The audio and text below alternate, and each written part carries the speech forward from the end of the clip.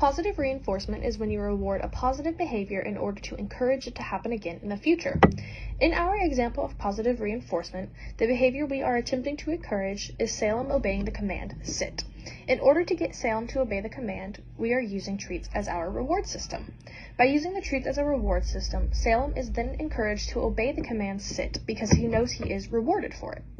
This eventually results in him obeying the command regardless of if he gets a treat or not, as well as other commands. Positive punishment is when you add an adversive stimulus after an unwanted behavior.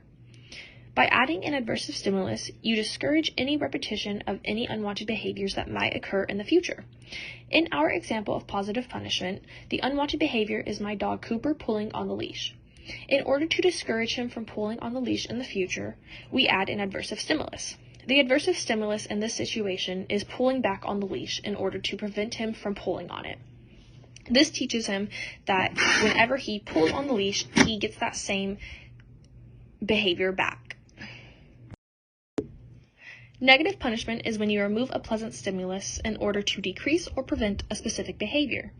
In our example of negative punishment, Cooper is once again pulling on the leash.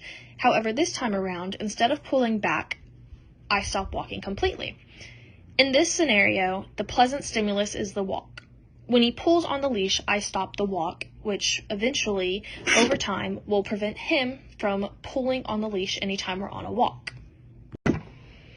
Negative reinforcement is when something unpleasant or uncomfortable is removed or taken away in order to increase the likelihood of a desired behavior.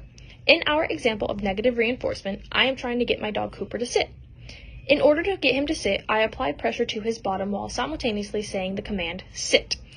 This will force him to understand that when I say sit, it means to sit down on the ground. Once he is in the sitting position, I remove any pressure from his bottom. Over time, this helps the dog understand to sit on command. He eventually learns that when he does sit, any uncomfortable feeling on his bottom is then removed.